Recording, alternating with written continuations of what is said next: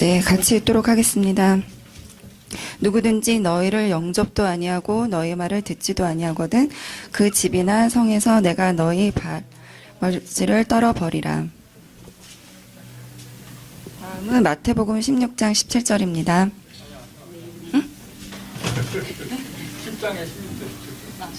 10장의 16절 17절 읽도록 하겠습니다. 보라 내가 너희를 보냄이 양을 이리 가운데 보냄과 같도다. 그러므로 너희는 뱀같이 지혜롭고 비둘기같이 순결하라. 사람들의 삼가라. 저희가 너희를 공회에 넘겨주겠고 저희 회당에서 채찍질하리라. 34절에서 또 39절입니다.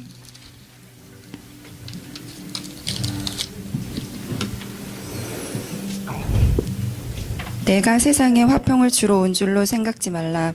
화평이 아니요 검을 주러 왔노라. 내가 온 것은 사람이 그 아비와 딸이 어미와 며느리가 시어머니와 보러하게 하려 함이라.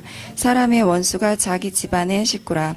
아비나 어미를 나보다 더 사랑하는 자는 내게 합당치 아니하고 아들이나 딸을 나보다 더 사랑하는 자도 내게 합당치 아니하고 또 자기 십자가를 지고 나를 쫓지 않는 자도 내게 합당치 아니하리라.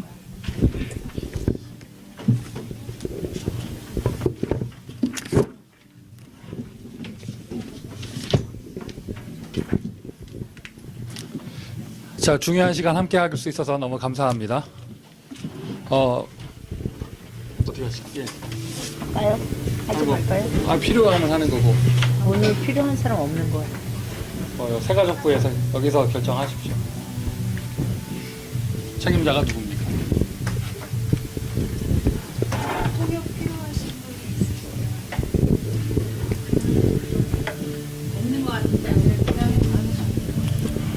자, 중요한 시간인데요. 저한테 일정 기간이 주어졌기 때문에 아까 5주 얘기하셨는데 실제로 우리가 야외 예배도 나가고 뭐 이렇기 때문에 5주가 아니고요. 제 생각에는 한 3번이나 4번 정도 기회가 있을 것 같아요. 자, 그래서 원래 메시지는 유 목사님께서 최근에 하신 새가족 수련회, 사역자 수련회 메시지고요. 우리 다락방 전도 운동에서 새가족 수련회가 있게 된 것이 자꾸 사람들이 유 목사님에게 초창기 옛날 메시지 좀 해달라고 그래가지고 그러면 새신자들에게 필요한 메시지인데 그래서 새가족들만 따로 모이면 그 메시지 하겠다 해서 만들었는데 새가족 집회를 해보니까 새가족은 없고 다 헌가족 똑같은 사람만 계속 모이는 거예요. 그래서 이제 바꿔가지고 새가족 사역자 수련회가 됐거든요. 제가 이게 뭐 부끄러운 얘기인지 아닌지 저도 잘 모르겠지만 한국에 있었을 때 새가족 수련회를 참여해 본 적이 없어요. 왜냐면 뭐 파트 맡은 전도사로서 그냥 중고등부 수련회, 대학 수련회 이런 데를 다녔지 나도 갈 마음이 없었고 교회에서도 안 보내주고 새가족 수련회는. 그래서 지난 4월에 제가 한국 갔을 때 처음 참석해 본 건데 저는 간단하게 생각했거든요. 각 교회 새신자 담당들이 모이는 수련회 이렇게 생각했는데 그게 아니더라고요. 좀 다락방 집회 중에 한국에서 한 집회 중에 전국구로 가장 많이 모이는 집회가 새가족 사역자 수련회예요. 굉장히 중요한 메시지가 전달되어지고. 조금 이제 안 좋은 것은 갔더니 모든 사람이 다 모여가지고 보기 싫은 사람도 좀 있더라고. 그런데 우리 교회가 응답받아야 될 내용이고요. 뭐 꼭 그런 집회라기보다는 우리 교회적으로도 참 중요한 얘기예요. 여러분 새가족이요. 새가족. 우리 오늘 1부 예배 때도 말씀을 드렸지만 우리가 나쁜 동기를 가지고 한 건 아닌데 나는 새가족에게 다가가서 잘 양육해 준다고 하는데 새가족한테 실수하는 경우가 참 많아요. 이거는 새가족을 담당하거나 또 굳이 여러분 교회가 새가족 담당만 새가족 챙기는 게 아니잖아요. 전 성도가 새가족 사역자인 줄 믿습니다. 여러분들만 그런 게 아니라 목사인 저도 그래요. 지금 딱 올라와서 딱 내가 실수했던 거 하면 뭐가 있을까 딱 생각을 해보니까 뭐 여러 가지가 있겠지만 제일 먼저 생각나는 건 예전에 박갈래 집사가 KBS 자기 그 동료 직원을 전도해서 왔는데 한 2, 3주 잘 나왔죠. 근데 그 친구랑 저랑 1대1로 다락방 할 때 있었던 일을 제가 금요일 때 메시지 했다가 주일날 했다가 또 저는 평상시 다닐 때 제 CD 전도 자료를 안 들고 다니거든요. 내가 내 걸 들어도 부끄럽기 때문에 내가 내 거 남에게 못 주겠더라고. 나는 복음 메시지 줄 때 유 목사님 거 주고 뭐 이러는데 그날은 이상한 내가 마음에 헛바람이 들어갔는지 내가 내 걸 챙겨갔어. 그 자료를 그 사람 얘기한 그 메시지에서 그 사람 얘기한 그 녹음된 CD를 내가 줬어, 내가. 그분도 원래 잘 안 듣는 분이에요. 근데 목사가 특별히 줬다고 차에서 들은 거예요. 틀었더니 자기 얘기 나오네. 또 그날따라 또 웃음소리가 커가지고 목사도 웃고 전송도가 자기 얘기하면서 다 웃네. 이분 너무 기분 상해가지고요. 자기 얘기 나오는 것만 리마인드 해가지고 7번 들었대요. 웃음소리 떨리는 것까지 다 기억하더라고. 뭐 그러고는 그렇게 됐어요. 영원히 만나지 못할 만남이 돼버렸고, 저는 뭐 그렇게 에피소드로 끝났지만 같이 직장 생활하는 박갈라 집사는 한 1년을 시달렸죠. 그 사람 때문에. 이런 식으로 뭐 우리가 악한 동기를 갖고 한 게 아닌데 나는 다가가서 도와주려고 한마디 한 건데 그 한마디가 실수의 말이 돼버리거나, 좀 개인적인 사정이 있어서 교회에서 좀 숨고 싶은 사람이 있는데 좀 숨어 있고 싶고 은혜만 받고 싶은데 우리가 너무 잘해준다고 가가지고 달라붙다가 두세 사람 달라붙다가 이 사람 아예 마음은 닫아버리고 뭐 이런 경우라든가, 반대의 경우도 있습니다. 좀 누가 개인적으로 나 좀 도와줬으면 좋겠는데 또 그저 다들 바라만 보고 있고, 뭐 이런 케이스 바이 케이스가 많이 있단 말이죠. 우리는 잘하려고 하는데 오히려 새가족 앞에서 실수하는 경우가 참 많이 있어요. 그러나 새가족은요, 새신자도 되고 새가족도 되고 새가족은 교회 축복의 최고의 문입니다. 왜 아멘을 아무도 안 하세요? 최고의 문입니다. 사실 우리가 전도 캠프하러 현장 다니는 것은요, 현장이 너무 급하기 때문에 가는 거예요. USC 갔습니다. 대학이 너무 급하니까. 우리 교회 팀들이 청소년 학교도 갑니다. 왜? 학교가 애들 너무 급하니까. 그 현장 살리기 위해서 가는 것이고요. 나바오가 너무 급하니까, 너무 재앙이 심하니까. 실제로 교회를 부흥시키고 교회가 힘을 얻는 것은요, 밖으로 현장 다니면서 캠프할 필요도 없어요. 교회 안에 새가족만 제대로 챙겨도 되는 것이고, 많은 교회들이요, 전도에 생을 걸고 선교에 생을 걸고 하면서 정작 하나님이 축복으로 주신 새가족은 놓치는 경우가 참 많이 있어요. 오늘 이 메시지를 함께 나눈 여러분들에게 하나님의 계획이 있다고 믿고요. 여러분의 눈은 이제 새가족을 통한 전도의 응답, 아멘이십니까? 새가족을 통한 축복의 응답, 이 속으로 들어가야겠습니다. 그렇기 때문에 이 새가족에게 어떤 문제가 있으면은요, 교회 와서 문제 생기는 것도 있지만 이 사람은 이미 교회 오기 전에 문제를 갖고 오는 사람이에요. 맞죠, 여러분? 만약 문제 없이 교회를 오는 사람이 있다면 그 사람은 그리스도입니다. 일단 교회 와서 갈등하면서 문제 터지기 전에 이미 그 사람은 문제 갖고 와요. 근데 중요한 사실은 그 문제가 하나님 떠나 있을 때는 진짜 문제고 저주인데, 하나님 안에 들어오고 교회 안에 와서 정말 복음을 발견하게 되어지면 그 문제가 그 사람에게 오늘 강단처럼 메시지가 되는 거죠. 축복이 되는 거죠. 그래서 바울에게 아나니아가 있었습니다. 새가족 한 사람에게 어떤 사람이 붙어서 어떻게 도와주느냐, 이게 굉장히 중요한 것이고, 한 사람 살렸는데 한 민족 살아나고, 한 사람 도와줬는데 한 가문이 돌아오고요, 한 사람 도와줬는데 한 시대가 살아날 수 있습니다. 그래서 나는 시간 없어서 티와나를 못 간다. 나는 여건이 나바오를 못 간다. 평일날 전도 캠프도 잘 못하겠다. 어제 산업인수련회도 토요일날 일하는 바람에 못 왔다. 너무 속상하다. 뭐 속은 상할 수 있지만 축복을 놓치는 건 아니에요. 뭐냐? 무슨 말이냐? 주일날 새가족 한 명만 잡아도요, 거기서 세계복음화의 문이 열려요. 아멘이시죠? 주일날 새가족 한 명을 도와줘도 하나님은 그것을 너무 기쁘게 보십니다. 아나니아가 얼마나 많은 사람을 살렸는지는 모르겠습니다. 그러나 성경에 기록된 것은 아나니아가 바울 한 명 도와준 것만 기록돼 있어요. 아나니아가 바울 한 명, 눈이 안 보이고 인생을 완전 낙심하고 뭐 이제는 완전 인생이 무너진 한 사람을 도와줬는데, 아나니아가 전도 캠프 가서 도와준 게 아니잖아요. 바울이 지가 걸어왔잖아요. 우리 교회에 만약 아나니아 같은 새가족 사역자가 있으면 하나님이 바울 같은 새신자를 우리 교회에 보내실 거예요. 그래서 이걸 줘야 돼요. 페이퍼 보시고요. 예측 메시지. 무슨 말이냐? 새가족 한 명에게 일어날 여러 가지 일이 있어요. 예수님이, 마태복음 10장은 예수님이 제자들을 이제 처음으로 현장 훈련을 시키기 위해서 파송하는 내용입니다. 마태복음 10장. 맞죠? 지금까지는 예수님이 제자들에게 전도 강요한 적이 없잖아요. 보여주기만 했죠. 처음으로 제자들을 보내시는 거예요. 보내시면서 메시지를 미리 주셨어요. 무슨 일이 벌어질 건지. 우리 읽었습니다. 14절. 복음 안 받을 사람도 있다. 새신자 한 명이 와가지고요, 자기 복음 받으니까 너무 좋거든요. 들떠서 막 나가서 얘기합니다. 그런데 전도가 안 돼. 이 사람 낙심합니다. 자기 부인께서 너무 복음받은 게 좋아서 남편한테 얘기했더니 한 대 맞기만 했어. 오히려 문제가 생겨요. 너무 좋아서 시어머니한테 얘기했더니 이제 가정에 문제가 생기기도 하고. 자기는 너무 이게 복음받은 게 너무 감사하고 진리를 찾아서 너무 감사한데 현장 나가면 자기 뜨거운 마음으로는 건들면 다 영접할 것 같은데 왜? 그 사람 눈에는 사람들이 다 자기랑 똑같이 보이거든. 자기도 복음 쉽게 받았고 은혜 받았으니까 남들도 또 은혜 받을 거라 생각하는데 나가보니까 아니란 말이죠. 거절할 사람도 있다. 그런 매이지 말고 빨리 다른 데로 가라. 여기 14절이고요. 그리고 예수님 분명히 얘기하셨어요. 내가 너희를 보내면 이리를 양에게 보낸 같다? 고개를 끄덕거리세요. 이리를 양에게 보내갔다? 아니잖아요. 양을 이리에게 보낸 것 같다. 그래서 현장 나가면 또 가정으로 돌아가고 가문으로 돌아가면 많은 핍박과 위기, 환란이 있을 것이다. 그래서 너희는 막 하지 말고 비둘기같이 뱀처럼 지혜롭게 비둘기처럼 순결하게 해라. 현장에 분명히 핍박할 사람들이 있을 거니까. 이런 일어날 일에 대해서 미리 예측하는 메시지를 주셨어요. 34절, 39절 아주 중요한 내용이죠. 이거 뭐라고 해야 되나? 이게 성경의 배경이나 이런 걸 잘 모르는 사람이 들으면 오해할 내용이죠. 예수님 분명히 말씀하셨습니다. 나는 너에게 화평을 주러 온 것이 아니다. 뭘 주러 왔다고요? 칼을 주러 왔다고 그러잖아요. 검을 주러 왔다고 하잖아요. 화평을 주러 온 것이 아니고 검을 주러 왔대요. 이게 무슨 말입니까?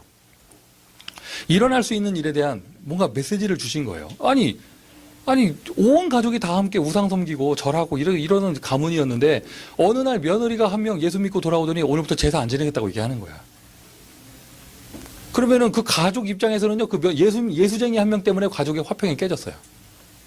예수님 하신 말씀이에요. 시어머니가 이제 변하기 시작합니다. 그 자상했던 남편이 변합니다. 예수 믿는 거 하나 때문에. 분명히 예수님 하신 말씀입니다. 검을 주러 왔다. 이게 실제로 일어나는 일이거든요. 현장에 있는 것 얘기고요. 맞죠, 여러분? 이것을 이러한 다 케이스 바이 케이스에 대한 것들을 미리 일어날 것이니까 예측 메시지, 예방주사 놓으라는 것이죠. 예수님도 제자들이 놀랄까봐 나가기 전에 예측 메시지를 주셨어요. 자, 페이퍼 보시면서요. 서론적으로. 목사인 제가 여러분에게도 똑같이 예측 메시지 줄 수 있어요.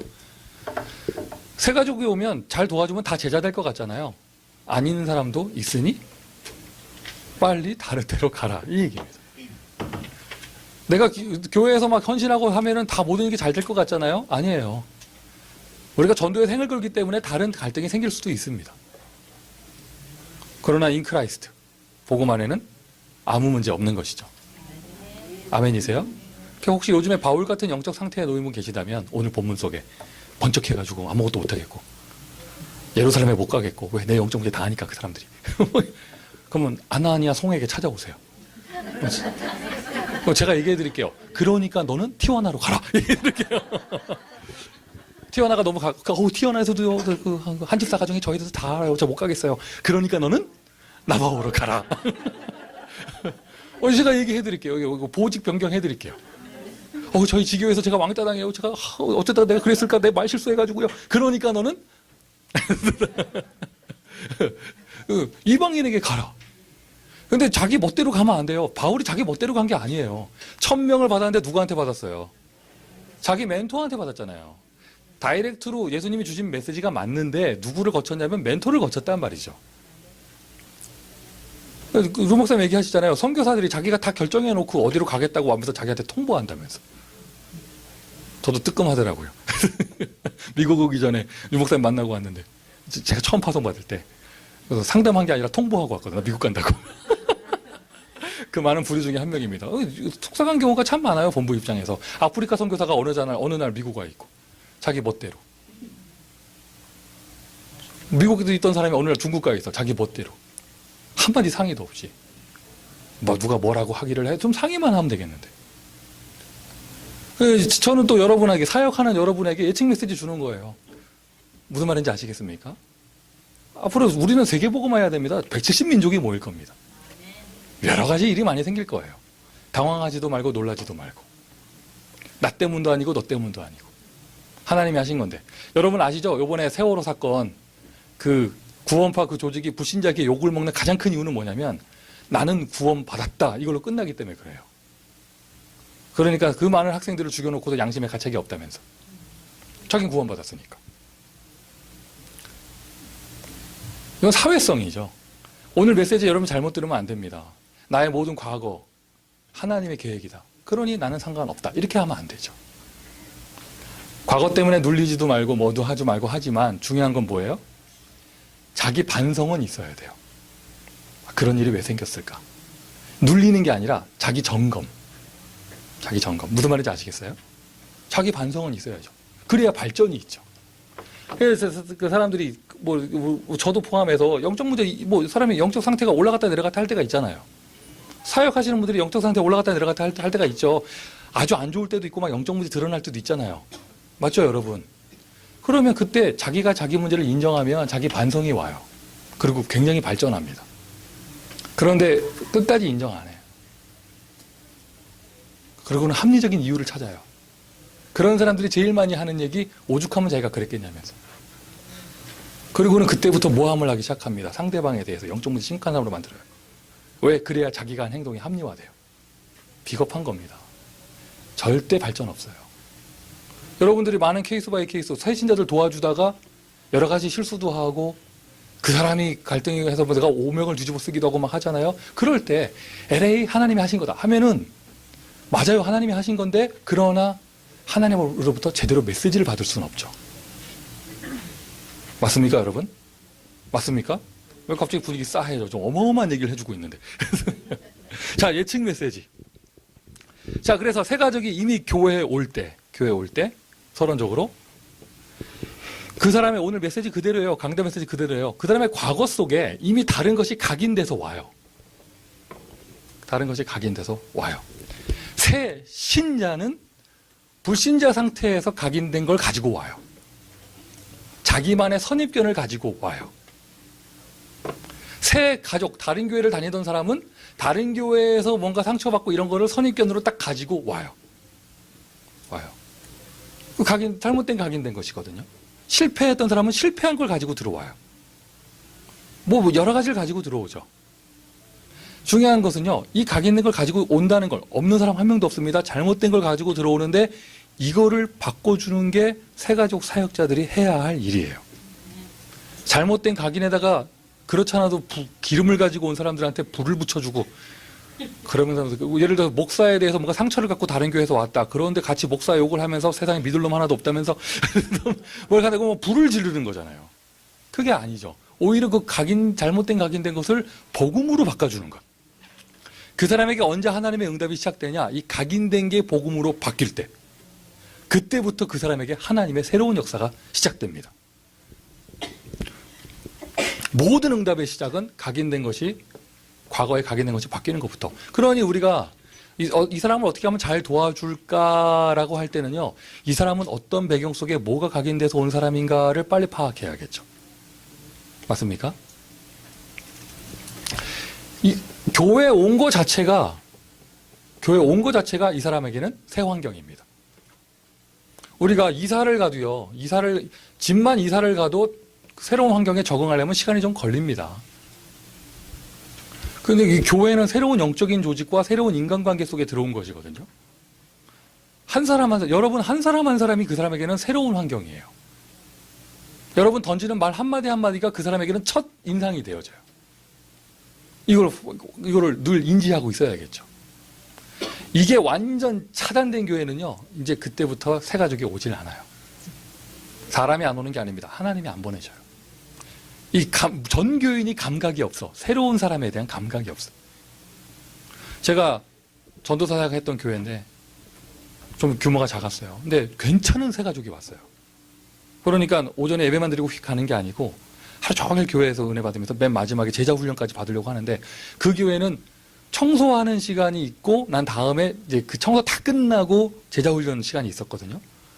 그러면 청소할 때 그 교회가 작으니까 그 남은 사람 몇 명 안 돼요. 청소부 따로 있는 게 아니라 성도들이 알아서 하는데 다 묵시적으로 자기 할 일이 있어요. 남자 전도사였던 제가 대걸레를 잡았어요. 담임 목사님이 송민규 너 대걸레 잡아 이렇게 한 게 아니고 묵시적으로 그렇게 돼 있어요. 여자분들은 이거 걸레 들고 닦고 돼 있거든요. 다 팍팍팍 움직여. 일사불란하게 움직여요. 그 남은 사람들이.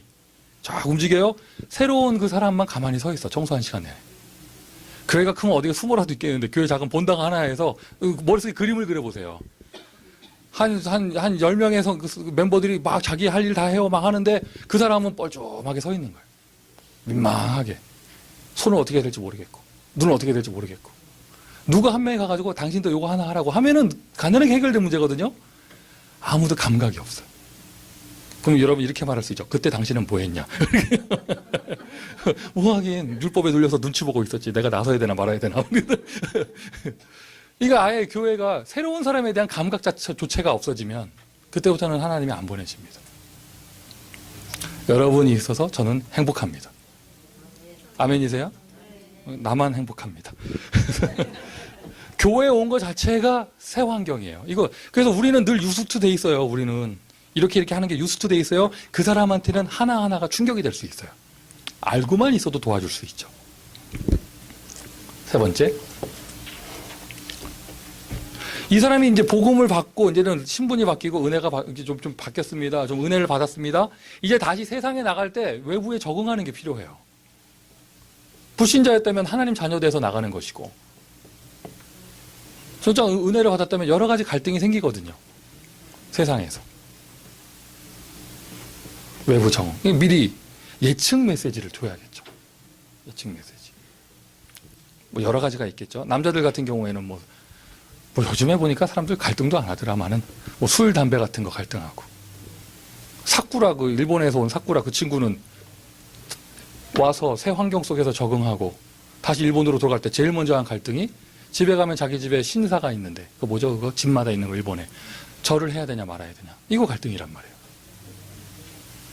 그리고 그 친구 돌아갈 때 제일 많이 갈등하는 게 그거였어요. 가자마자 엄마가 나한테 그거 시킬 건데 내가 해야 되냐 말아야 되냐. 엄마 내가 안 하면 엄마한테 뭐라고 얘기해야 되느냐. 새 가족이 한 명 들어왔습니다. 이미 과거에 각인된 걸 가지고 들어옵니다. 교회 자체가 새 환경입니다. 그리고 이 사람 다시 세상에 나갈 때는 외부 적응하기에 대한 뭐가 있어야 돼요. 예측 메시지. 교회에 와서 당황하지 않을 수 있도록, 자기 멋대로 행동하지 않을 수 있도록, 세상에 나가서 승리할 수 있도록 예측 메시지. 이게 서론이고요. 자, 본론적으로 보면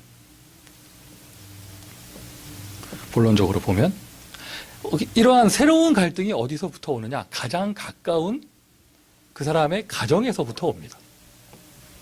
가장 가까운. 불신자에서 돌아온 새신자라면 그러면 확률적으로 99% 그 사람의 남편은 불신자라는 얘기잖아요. 그러면 이제 부부에서 간에서 문제부터 오는 거예요. 예수 믿은 것 때문에. 교회에서는 모든 문제 끝났습니다 하지만 딱 돌아가면 같은 침대에서 잠을 자는 남편하고부터 문제가 오는 거예요. 그리고 예수 믿는 것 때문에 남편하고 문제가 오는 게 아니라 원래 남편하고 문제가 있었어요. 그러니까 원래 각인된 게 있다니까요. 원래 과거. 그러니까 원래 부부 문제 가지고 있던 사람인데 여기 성격 차이, 뭐 차이 참고 살고 있고 뭐 이런 상황인데 LA 예수까지 더 밀어버렸어. 이게 문제가 더 가중되는 거죠. 예수 믿어서 문제가 해결되는 게 아니라 문제가 하나 혹처럼 하나 더 붙어버렸어요. 그러면 여기서 벌어질 여러 가지 일들. 예측 메시지를 줘라. 그래서 여러분 부부 문제에 갈등을 겪은 분 계시다면 여러분은 바울처럼 미리 메시지를 받은 겁니다. 두 분만 아멘 하셨어요? 미리 메시지를 받은 겁니다. 이상합니다. 결혼도 안 한 사람들이 막 아멘하고 막 미리 메시지를 받은 거예요. 이제 앞으로요, 여러분 그게 상처가 아니라 복음으로 확 치유돼서 진짜 메시지가 되면요, 여러분 수많은 사람 살릴 거예요. 21세기 최고 영적 문제, 뭐 마약 문제, 뭐 여러 가지 얘기하지만 가정 문제잖아요. 통일교는 가정사역으로 지금 세계 정복하고 있잖아요. 부부 문제. 뭐 제가 뭐 굳이 케이스 바이 케이스 말할 거 없죠. 그래서 이럴 때 멘토가 누구냐가 제일 중요해요. 진짜입니다. 막 오히려 문제 해결해주는 예측 메시지를 주는 게 아니라 불을 질러버리고 집 사서 나오라면서 뭐 이러면서 그런 인간하고 왜 사냐고 뭐 이러면 잘 결단했다고 본토 치적 아비집을 떠나야 된다면서 뭐 또 성경 갖다 끄덕맞추고 막 이러면서요. 이게 어떤 멘토를 만나냐 굉장히 중요한 거예요. 바울이 바울 되려면 아나니아가 있어야 돼요. 그러기 위해서는 오늘 여러분에게 하나님이 먼저 주신 여러분 가정에서부터 하던 여러분의 그 메시지가 과거가 나의 메시지이다가 아니라 뭐까지 돼야 된다고요? 은혜와 감사가 돼야 돼요. 은혜와 감사. 과거 메시지 많은데 막 원한의 메시지. 내가 어쩌다가 내가 다시 돌아갈 수 있다면 이런 게 아니라 하나님이 날 축복하셨구나. 난 너무 감사하구나. 이러한 것. 뭐까짓 거 말 안 하고 살면 그만이죠. 그런데 자녀는 이거는 또 이게 부부간 문제하고 또 다른 얘기예요. 자녀는 사람의 가장 견디기 힘든 겁니다. 자녀 문제. 그런데 이게 또 원래 각인돼서 문제가 있는 것 플러스 교회에 와서 이제 새로운 신앙생활을 하는 것 때문에 생기는 새로운 자녀 문제. 예측 메시지를 줄 수 있어야겠죠. 그래서 케이스 바이 케이스가 다르기 때문에 이러쿵저러쿵 말할 수는 없지만 가장 근원적인 건 뭐냐? 먼저 구원받은 부모 밑에 있는 자녀에게는 하나님이 틀림없이 렘넌트의 계획을 가지고 계십니다. 하나님 틀림없이 렘넌트의 계획을 가지고 계십니다. 이게 근원적인 답이에요. 그 자녀에게 대한 하나님의 계획이 있어요. 또 어디서 또 메시지를 알게 돼가지고 차라리 모르는 게 낫다니까 알게 돼가지고 가문의 저주라면서 애비 닮아서 그렇다면서 아빠랑 다른데 분명히 헤레비 닮았을 거라면서 이게 큰일 났다면서 이게 오히려 막 차라리 모르는 게 낫다니까 같이 밥이나 먹고 이러면 되는데 막 불신자 6가지 상태를 가지고 사람을 반 죽여놔요. 그게 아니죠. 분명히 요한복음 9장 3절에 나오잖아요. 이 사람의 죄입니까? 조상의 죄입니까? 뭐라고 대답하셨습니까? 예수님께서 이 사람의 죄도 아니고 조상의 죄도 아니고 하나님께서 영광을 받으실 일이 있는 것이다.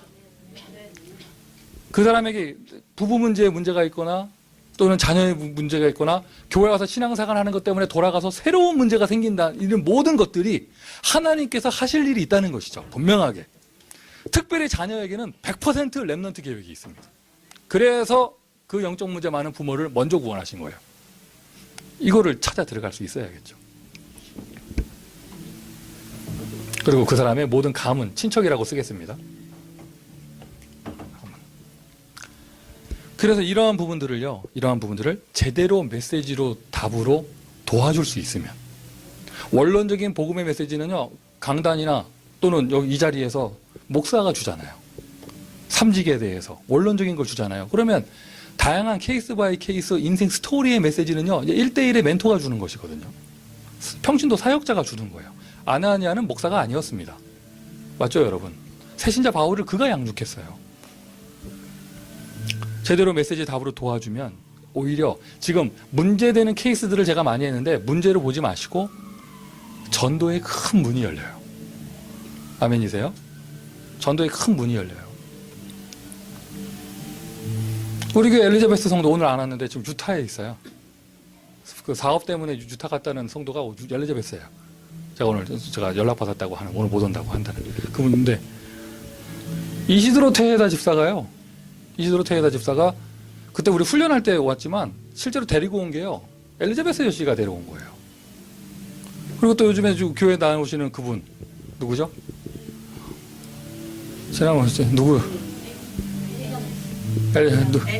애니남 엘리자베스 성도가 전도해 온 거예요.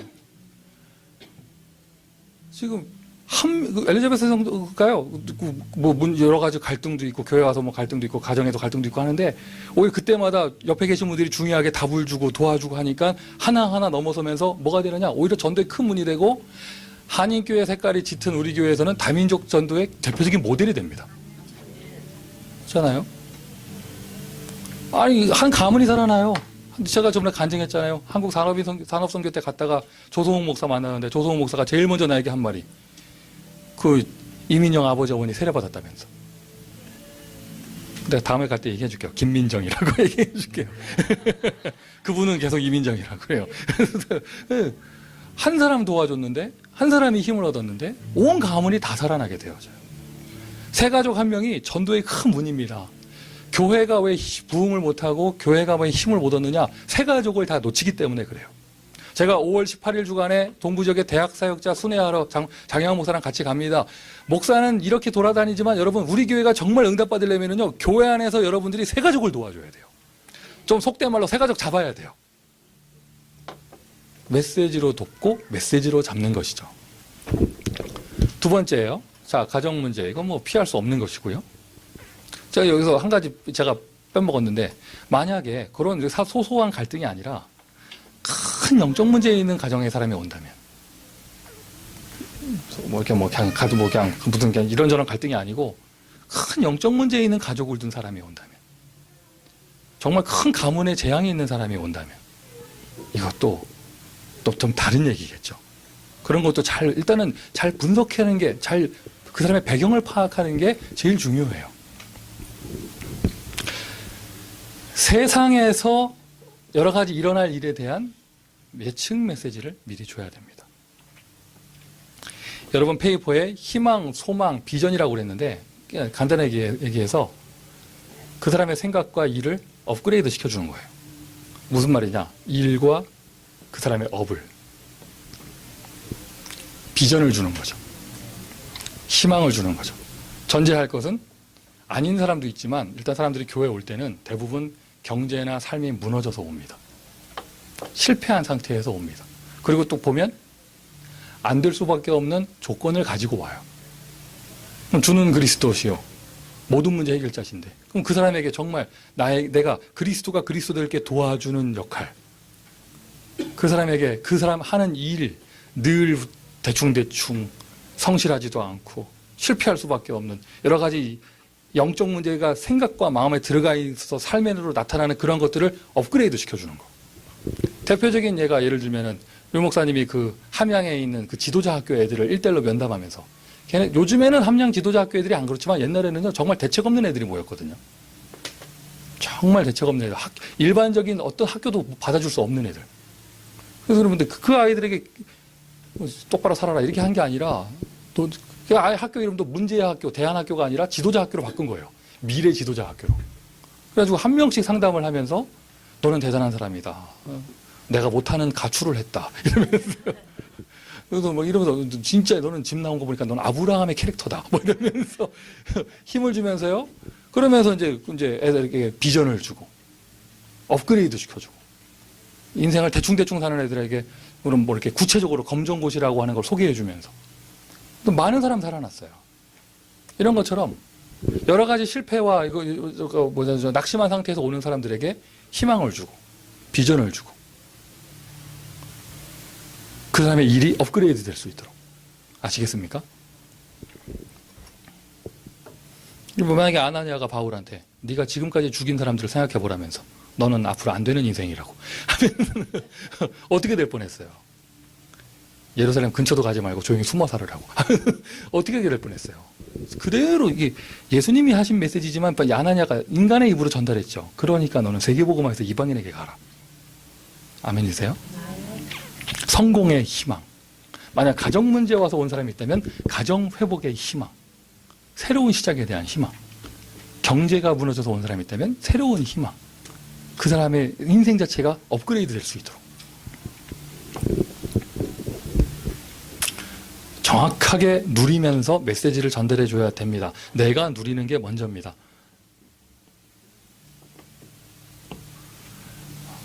너무 말을 잘라버렸는데 모든 환경이 그 사람에게 축복이라는 것을 메시지를 통해서 전달해 줘야겠죠. 내가 누리는 게 먼저겠죠. 그러기 위해서는 새가족 사역자도요 늘 자기 자신이 업그레이드 되고 있어야 돼요. 오늘 참 보기 좋더만요. 웰컴 쓰고 있으니까.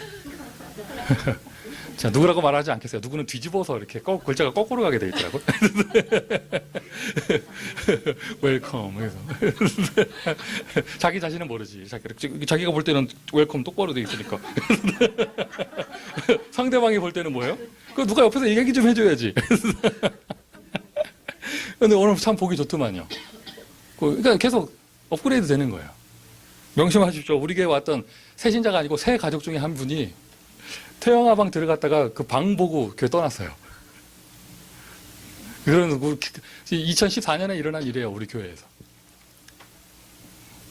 저야 워낙 말을 안 하지만 우리 서정대 목사님이 바로 한마디 하셔가지고 좀 태영아방이 좀 비교적 깨끗해졌어요. 늘 내 자신이 업그레이드 될 수 있도록. 우리 교회 전체도 업그레이드 됩니다. 우리 대표적 교회 될 거니까. 덥죠? 참으세요. 이사 갈 겁니다. 할렐루야. 그러면 내가 먼저 누려야겠죠. 모든 환경은 축복이다. 엄마 개가 애기 개한테 멍멍 개 말고 개. 너는 똑바로 걸으라고. 자기도 옆으로 가면서 너는 똑바로 걸으라고. 아우 왜 옆으로 걷냐면서. 애기가 엄마 따라가는 건데. 자기도 맨날 낙심하고 좌절하고 죽일 놈 살릴 놈 하면서 새 가족한테는 모든 환경이 축복입니다. 새신자가 얘기합니다. 너나 잘하세요. 이렇게 얘기합니다. 그러면서 더 메시지를 붙잡고 당신도 나에게 축복이다. 이러겠죠. 막. 모든 환경이 축복인데 여러분 절대 놓치면 안 됩니다. 오늘 강단 메시지 키, 오늘 지난주에 키가 기도였다면 오늘의 키는 전도예요. 모든 것이 결국에는 아주 심플합니다. 전도하자는 겁니다. 뭐 300명이 어쩌고 저쩌고 모든 건 다 전도하자는 겁니다. 모든 환경이 축복인데 왜 축복이에요, 이게? 전도의 문이 되니까 축복인 거예요. 내가 기존 신자 출신이다. 그게 전도의 문이 됩니다. 내가 불신자 출신이다. 이게 전도의 문이 됩니다. 우리 가문 배경이 우상 숭배가 심각했다. 이게 전도의 문이 됩니다. 내가 자녀의 문제를 가지고 있다. 이게 전도의 문이 됩니다. 모든 환경이 축복으로. 이 자체가, 이거를요, 깨닫는 것 자체가 전도가 되어져요. 열심히 하지 않아도 깨닫는 것 자체가. 하나님 자녀의 신분과 권세를 가지고 있다는 것. 결국엔 이 메시지 한 가지만 전달되면 돼요. 그리고 하나님 자녀로서 어마어마한 영적인 축복을 가지고 있다는 것. 하나님의 자녀는 절대로 망하지 않습니다.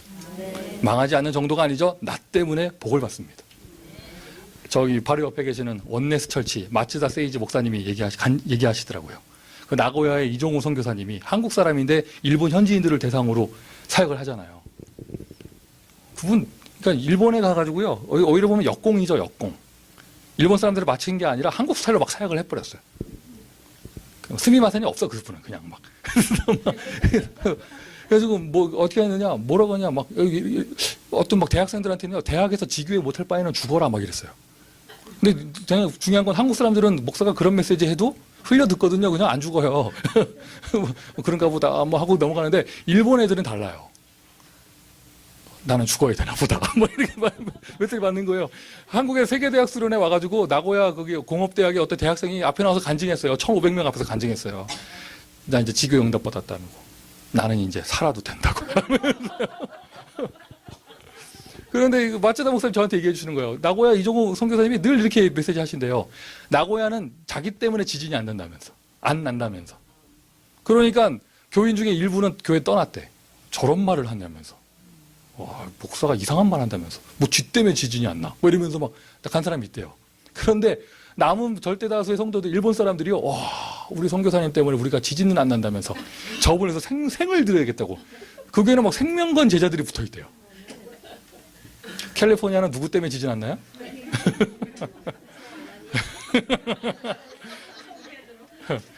두 번째 줄, 세 번째 줄만 축복을 받으시기 바랍니다. 오늘 앞줄 영 이상한데, 오늘? 탁 박사, 영 이상한데? 과학적으로 불가능한 말이라고? 모두 앞줄도 나에게 축복. 그 한 사람 때문에요. 그 세 가지 한 사람 때문에 지금은 여러 가지 갈등 속에 있을 수 있지만 이게 영적인 사실이잖아요. 그 한 사람 때문에 그 가문 사는 거예요. 아멘이세요? 그럼 그거를 불신자 가족들은 비웃어도 그 본인은 누릴 수 있도록 누군가 멘토 아나니아께서 확 심어줘야죠. 하나님 자녀의 신부가 권세 영적인 축복이 있다. 하나님의 나라를 이루는 것. 구원은 이미 이루어졌습니다. 우리가 이루어야 될 것은 하나님의 나라. 이 하나님의 나라 이루는 것이 바로 전도죠. 자, 그러면서 세 번째 나와 있네요. 3번. 만약 그 세 가족이 기독교인일 경우, 특별히 여기 LA 현장에서는요, 한인 기독교인일 경우, 약간 교회 역사를 얘기해 주고요. 그래서 전도자들이 시대마다 이단 누명을 썼다는 거, 뭐 이런 거. 좀 예측 차원에서. 쓸데없이 말할 필요는 없고, 필요하다면 미리 예측 차원에서 좀 해줘야겠죠. 그리고 또 한 가지는 또 그런 것만 있는 게 아니라 세계 역사, 로마, 독일, 영국, 미국까지 복음이 증거된 나라마다 어떤 응답을 받았는가. 세계 역사 속에 분명하게 증거로 나타나는 복음에 쓰임받은 나라들이 받은 축복. 하나님이 그리스도 중심으로 세계 역사를 움직였다는 거. 이런 것도 필요하다면 말해줄 필요가 있고요. 또 이런 사람도 있잖아요. 뭐 예수는 한 분이고 그리스도는 한 분이 아니 뭐 한 분인데 뭔 교가 이렇게 많냐면서. 한국에 저희 외사촌 형님이요. 이거 앰프 공사하시는 분 계셔요. 불신자예요. 그분 저한테 하는 말이 늘 그래요. 두 가지 얘기해요. 저만 만나면. 멀쩡한 정신일 때는 말 안 해요. 눌려서 목사 앞에서 눌려서 말 안 해요. 저보다 나이 많은 형님인데. 술 들어가면 이제 말하기 시작해요. 두 가지 얘기해요. 첫 번째, 앰프 공사하는 분이거든요. 절에 가도 편하고 공사하러. 카톨릭을 가도 신부님들 너무 나이스한데. 목사들은 뭐가 그렇게 까다롭냐면서. 소리 조정을 해줄 수가 없대. 그리고 조정해주고 돌아오면은 또 달라졌다고 또 부르고, 애프터 서비스 부르고. 그래서 교회에서 공사 요청이 들어오면 자기는 막 진절머리가 난대요. 목사 동생한테 그 얘기를 막 하더라고. 그러면서 하는 얘기가 또 뭐냐. 그분 늘 하는 얘기가 있어요. 한 지역에 교회 하나 있으면 자기 나가겠대. 그런데 뭐 빌딩마다 몇 개씩 있고, 감리는 뭐고, 침례는 뭐고, 장로는 뭔지. 또 장로로 들어갔더니 뭐 개혁이 어떻고, 뭐 통합이 없다, 통합, 합동 글자만 바꿨다가 또 어디 측이지, 어디 측이지, 뭐가 이렇게 많은지. 그러면 이게 되게 부정적인 모습으로 그들에게 보여줄 수 있거든요. 맞잖아요. 그러면 교회 역사에 대해서 필요하다면 말해줄 필요가 있고요. 자, 세 번째입니다. 교회에 대해서 예측 메시지 해줘야 됩니다. 절대적이죠. 그죠? 진짜 전도 캠프 해가지고 우리 이시드로 테에다 집사님 같은 경우는 1,700명 중에 한 명이에요. 맞잖아요. 진짜 우리가 현장에서 수많은 사람 영접하지만 또 다락방도 펼치지만 교회에 한 명 와서 등록하는 게 이게 얼마나 확률적으로 참 이게 뭐라고 그러게 뭡니까? 이게 참 희박? 아니, 이게 귀한 일이에요. 그래서 우리가 나가서 100명에게만 메시지 해보면 자기 발로 교회 걸어온 사람이 얼마나 귀한 사람인가 알 수 있죠. 온전한 새가족 사역자가 되려면 늘 현장에서 전도하는 사람이어야 합니다. 그런데 그렇게 귀하게 온 사람이 교회에서 괜히 갈등이 일어나가지고 삐져가지고 시험들 삐지기만 하나 그냥 제대로 상처를 받아버려가지고 우리 교회만 나간 게 아니라 다시는 교회 안 나갈 거다. 결단하고 간다거나 이러면 참 너무 큰 우잖아요. 그런데 교회라는 데가 사람들이 모이는 곳이기 때문에 이런저런 일이 생길 수 있거든요. 그러니까 교회 생활에 대한 일어날 것 같은 예측 메시지. 미리 얘기해 주세요. 완전 불신자 출신들한테 얘기해 주세요. 목사도 화장실 간다. 미리 얘기해 주시고. 우리 목사님 자주 가시더라. 미리 얘기해 주세요. 우리는 완전 원네스 교회잖아요. 원네스 교회. 예전에도 그랬고 늘 화장실이 하나. 지금도 남자 화장실은 변기 하나. 늘 원네스. 교회에 다니는 사람. 교회에 다니는 사람은 미리 말해줘. 이거 당연한 말이지만 말해줘야 됩니다. 여러 종류의 사람이 있다. 교회 다니는 사람은 여러 종류의 사람이 있다. 특히 그냥 한국에서 교회가 펼쳐져도 한국 안에서 여러 종류의 사람이 있는데 여기는 또 이민자들이 모이는 로스앤젤레스란 말이죠. 곱하기 100입니다. 민족 다르죠. 또 같은 코리안끼리도 얼마나 달라요. 코리안끼리도. 같은 젊은 사람들끼리도 달라요. 1.5세냐 2세냐 이게 다르단 말이죠. 그리고 또 같은 2세들도 달라요. 서부 출신이냐 동부 출신이냐 달라요. 이게 그냥 한번 거기 다른 거에 매여버리면 복잡해져요. 그러니 교회에는 여러 종류의 사람이 있다라고 하는 거 얘기해 주고요. 그리고 여러 종류의 사람이 있다 뿐만이 아니라 뭐가 있습니까? 그 사람에게는 자 쓰지 않겠습니다. 노래 이름인가 이게? 그 사람에게는 존재의 이유가 있다. 맞죠? 그 사람에게는 하나님의 계획이 있단 말이에요. 교회 안에 쓰레기통은 없어요. 천국에 쓰레기통은 없습니다. 하나님의 교회에는요, 잉여 인간, 남는 사람이 없어요. 그 사람이 그 교회에 있다. 하나님의 이유가 있는 거예요. 이상한 사람이 있다. 여러 사람이 있다그로만 말하지 말고 그런 사람이 있는 데는 존재의 이유가 있는 거예요. 구원만 받을 사람이 있어요. 존재의 이유라고 했는데 무슨 존재의 이유입니까? 누구의 이유입니까? 하나님의 이유가 있어요. 하나님의 이유. 구원만 받을 사람도 있고 왔다 갔다 하는 사람도 있고 그냥 교회에서 섬기면서 충성스러운 사람도 있고요. 그 사람에 맞게. 그리고 정말 전도제자가 있고요. 또 그것만 있습니까? 교회 안에는 시달리는 영적 문제자들도 있습니다. 여러분 아닌 것처럼 쳐다보지 마세요. 여러분 한국에서 지방에서 어떤 위급한 환자가 있다 못 고치는 환자면 어디로 보냅니까? 병원을. 어느 병원? 병원에서 어느 방임 아니고 어느 병원으로 보냅니까? 서울에 큰 병원 가보세요 하잖아요. 그래서 서울에 큰 병원 왔어요. 거기서 잘 안 된다. 마지막에 가는 데는 어느 병원이에요? 뭐 요즘에는 뭐 대기업에서 하는 여러 가지 뭐 병원들이 있지만 그래도 아직까지 서울대학병원이에요.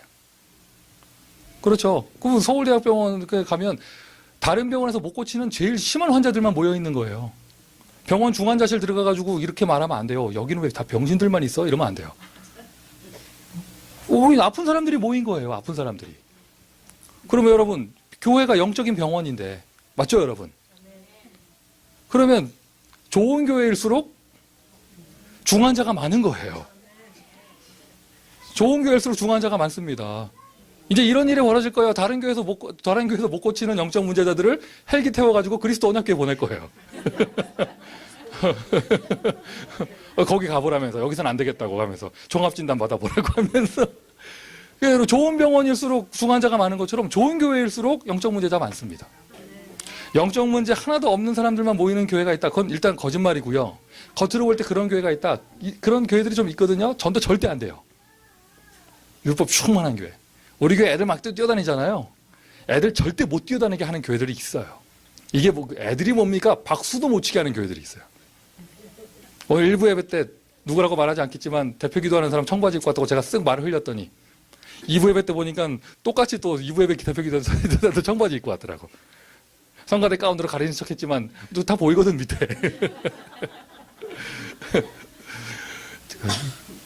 일반 교회에서는요 이게 하여튼 뭐 거시기 뭐시기 한 건데.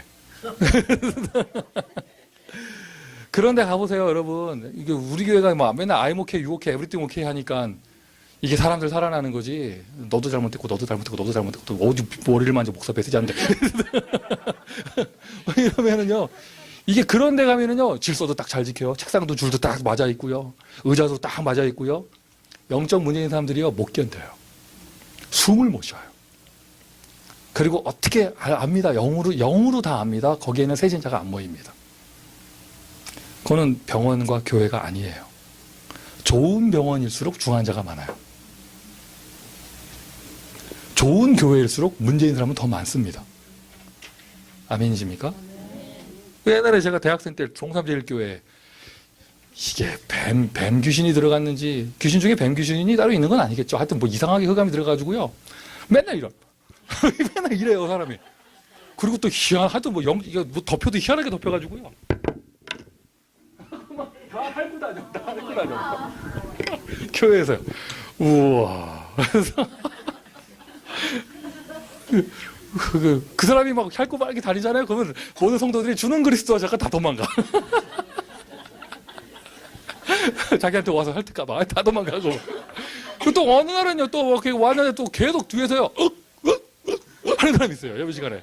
요때 앞에서 메시지 하는데 막 바울의 과거 얘기하는데 이런 사람이 있어요. 그래 또 가끔 그 사람들이 치유되거든요. 이게 전국으로 소문나가지고요. 한때 부산의 동삼제일교회는 전국에 있는 정신병자들 다 모였었어. 그거 막 안차라고 때리고 찌르고 하는 것도 아닌데 몇 명 나와버렸거든. 소문나가지고요.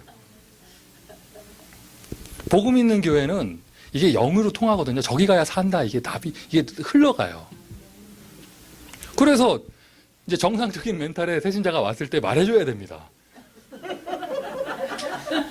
혓바닥 보고 기절 안 하도록 말해줘야 됩니다.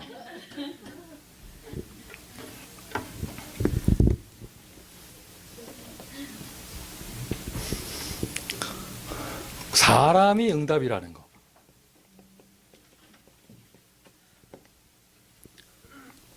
그래서 사람 때문에 시험 든다. 굉장히 어리석은 거죠.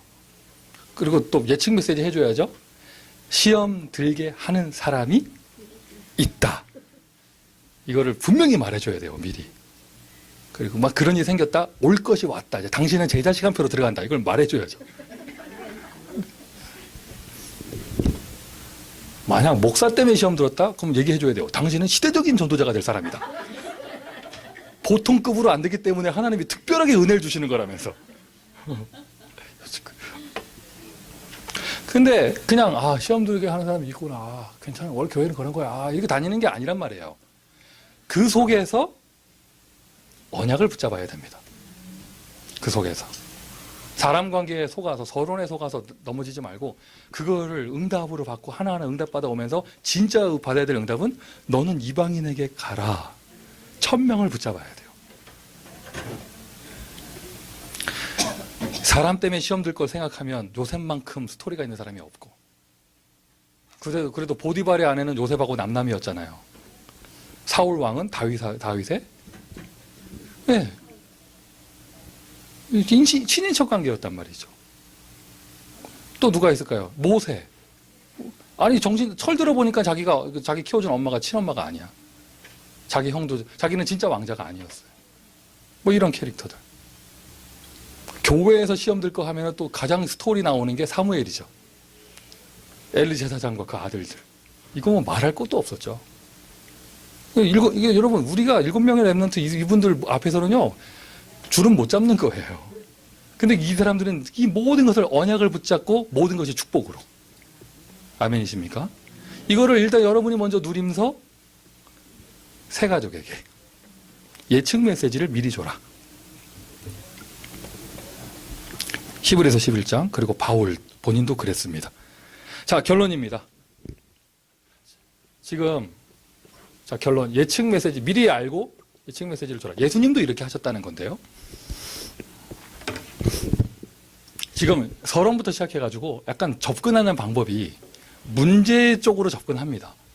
그런데 그게 문제만 일어날 거다. 문제가 일어날 거다. 미리 예방을 해줘야 된다. 지금 이런 메시지잖아요. 그것만 예측하는 게 아니에요. 진짜는 뭘 예측해줘야 되냐? 축복을 예측해줘야 돼요. 당신은 이제 시대적인 축복을 받을 것이다. 이 모든 과정을 통해서 하나님이 당신에게 어마어마한 축복을 주실 것이다. 예수 믿고 이제 복음 전하는 전도자의 길에 들어왔기 때문에 받을 수 있는 축복에 대해서 미리 얘기해 줘야죠. 그래서 어떤 축복이 있느냐? 어떤 축복이냐? 페이퍼 그대로 나옵니다. 가정 문제가 아니에요. 가문 살리는 축복. 아브라함이기 때문에. 세상 문제가 아니에요. 현장 살리는 축복. 교회 문제에 치이는 게 아니에요. 그거를 통해서 시대 살리는 축복. 축복에 대해서 미리 예측을 해줘야겠죠. 자, 앞에 사람 서로 축복합시다. 당신은 축복받았습니다. 인사하십니다. 한 번 더 축복하실까요? 나 때문에 복 받았습니다. 인사하세요. 자, 이제 이번에는 서로 축복하지 마시고요. 따라하세요. 새 가족은 교회 모든 축복에 통로이다. 자, 우리 기도합니다. 하나님, 함께 세계복음화하고 함께 렘넌트 운동하며 다민족 선교할 수 있는 귀한 사역자분들과 함께 할 수 있는 만남을 주심을 감사를 드립니다. 우리의 만남을 통하여 작은 헌신을 통하여 하나님은 더 많은 세신자를 살리며 또 그 가운데 바울 같은 전도자를 세워주실 것인데 오늘 주신 말씀처럼 미리 준비되어지는 우리 한 사람 한 사람 될 수 있도록 은혜를 더하시고 이 자리에 있는 모든 새가족 사역자들이 먼저 개인 전도에 응답받을 수 있는 사역자가 될 수 있도록 축복하여 주옵소서. 살아계신 예수 그리스도의 이름으로 기도합니다. 아멘.